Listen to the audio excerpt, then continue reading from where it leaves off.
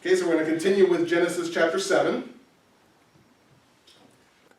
And the Lord said unto Noah, Come thou and all thy house into the ark, for thee have I seen righteous before me in this generation. Of every clean beast thou shalt take to thee by sevens, the male and his female, and of beasts that are not clean by two, the male and his female. Of fowls also of the air by sevens, the male and the female, to keep seed alive upon the face of all the earth.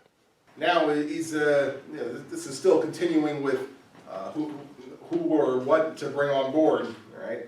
And so now in the first verse, it says, "Come all your house into the ark," right? So you and your household, right? Because I've seen righteous before me this generation. In some ways, this is maybe reiterating some of what was said in the previous chapter, right? But he's saying, I see you as righteous people, so I want to save you on the ark. Okay, we're going to have all the animals come on. But now in 2 and also 3, it's saying that some of the animals are going to be by sevens instead of by twos.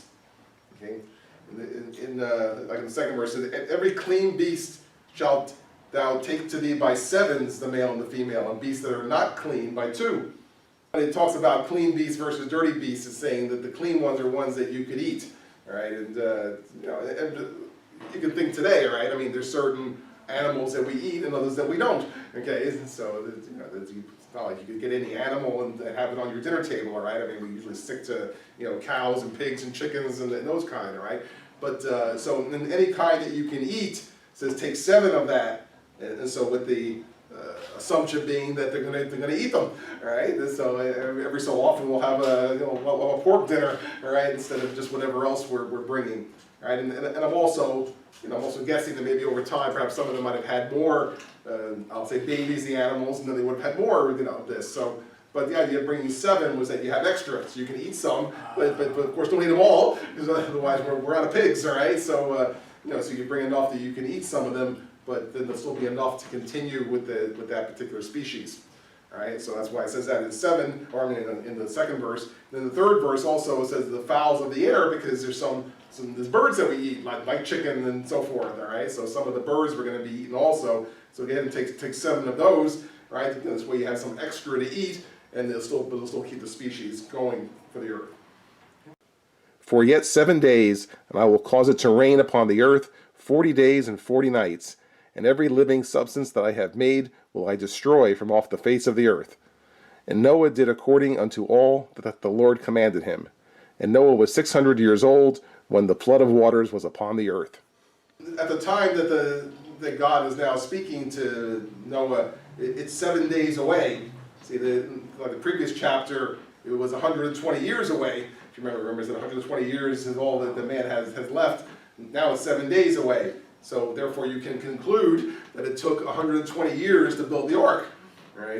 Because and when you figure how large it was, and that Noah was probably pretty much working alone. I mean, maybe he got his sons to help him, but this was a huge project, and perhaps they still had to work to eat and live and so forth. So but over time that this was built. 120 years it took, right? Now, whether he was working right to the last minute, I don't know, whether it was ready in the time, whatever it was. But yeah, this was 120 years from the time that God first had to build the ark until now, when the flood's getting ready to come in 7 days. So he's kind of giving the last minute instructions, make sure you bring enough food, make sure you bring enough kinds of animals so you can eat them, all right? And so now it says Noah did according to all that God commanded him, and Noah was now 600 years old. All right, so that's why, like I said at the beginning of the previous chapter, he was 480 years old, because now it's 120 years have passed, and now he'd be 600 years old. All right, so I mean, it's a good thing he lived to be that old, otherwise he wouldn't have enough time to build the ark. All right, so it took apparently 120 years to complete this project. And I guess I'll just add as an aside that imagine the ridicule that he would have withstood over this time. Right? I mean, I'll say it's bad enough to do something that people say, well, what's the matter with you? Like it's really going to rain. Because remember, we also had pointed out in an earlier chapter that up to this point in the history of the earth, it had never rained.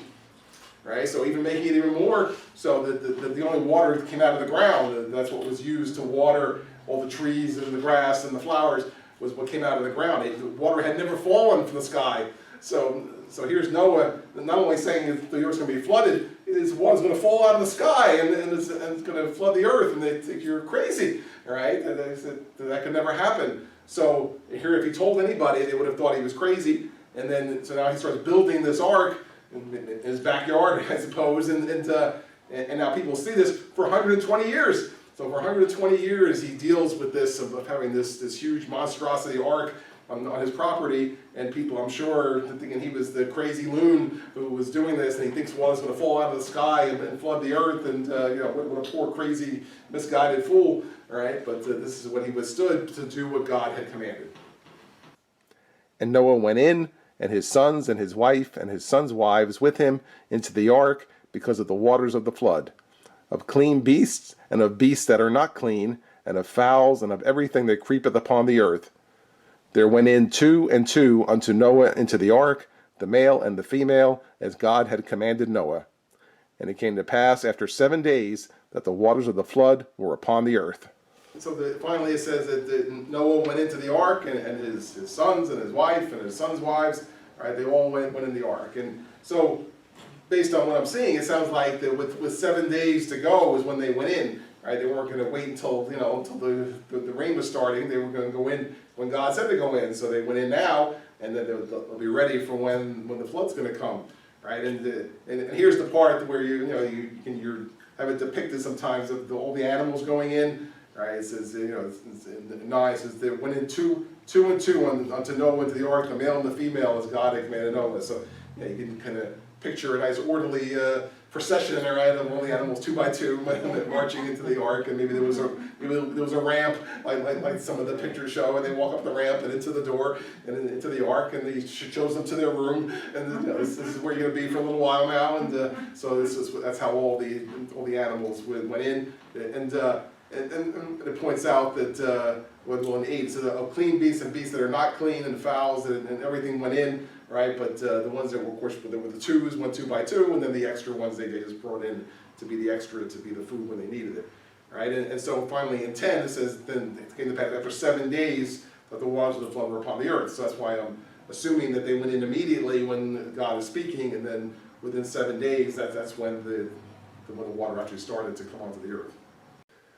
In the 600th year of Noah's life, in the 2nd month, the 17th day of the month, the same day were all the fountains of the great deep broken up, and the windows of heaven were opened. And the rain was upon the earth 40 days and 40 nights.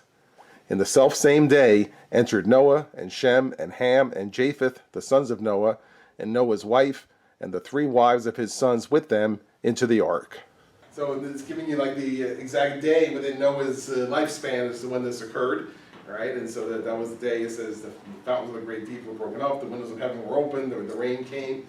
All right, and it says the rain was upon the earth 40 days and 40 nights, as God had said it would be. All right, and then it says in that day and entered all these people into the ark.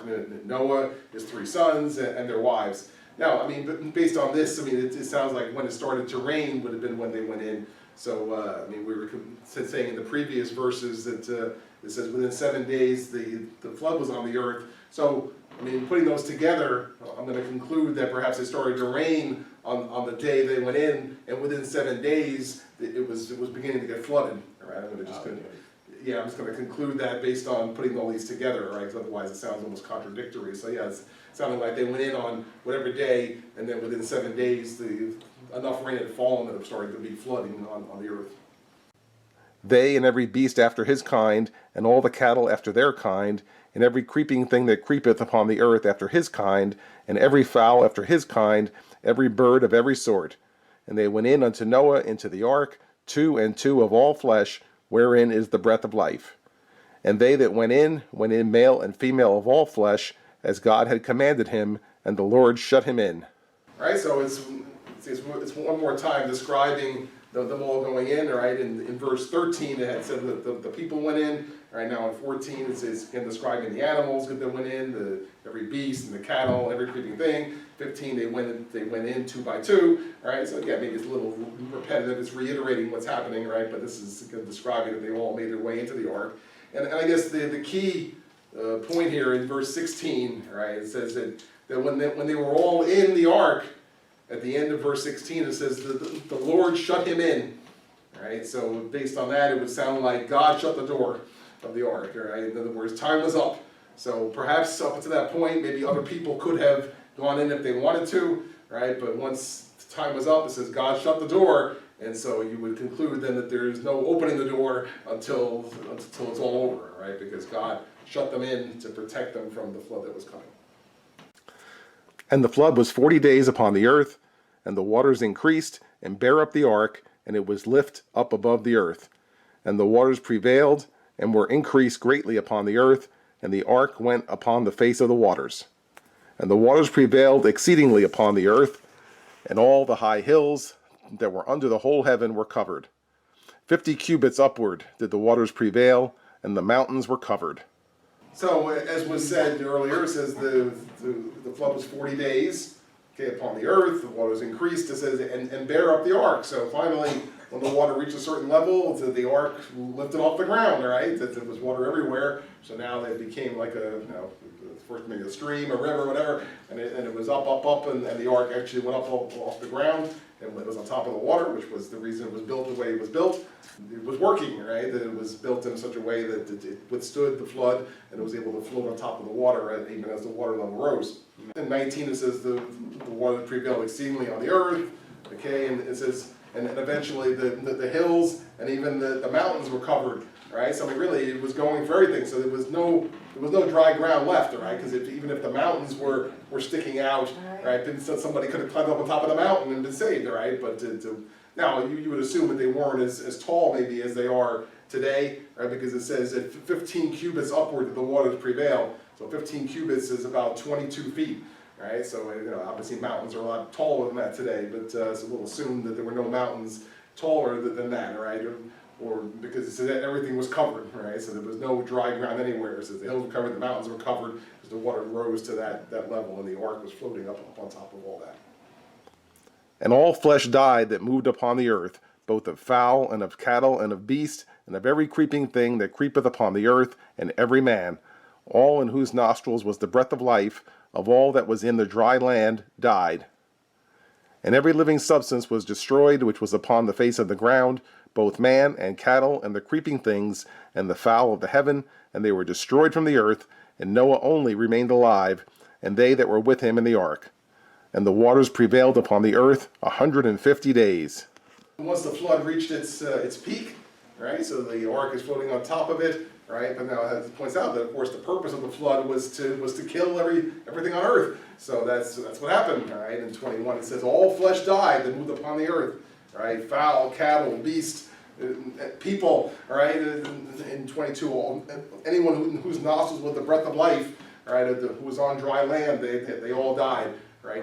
I guess you would assume I guess the fish could have survived, since they could swim in the water, but anything that had to breathe, that is to breathe air, they drowned, right? So the flood drowned everybody and everything, right? And 23, every living substance was destroyed, right? The creeping fowls and so forth. It says that, and Noah only was the only one that remained alive with who was on the ark, right? So that's all that survived. Is everybody else drowned, and everybody drowned, and all the animals drowned and so forth in the water. And the ones that were saved were who was in the ark, right? And of course now the flood's done. Right, it was 40 days and 40 nights, right? But in 24, it's not that after 40 days the water disappeared, right? It's going to now take time to evaporate. So it says that the water prevailed on the earth 150 days, right? Which is like, 5 months, okay? So it was going to be a long time. That was going to be a long time. See, the 40 days was nothing as far as the people in the ark went.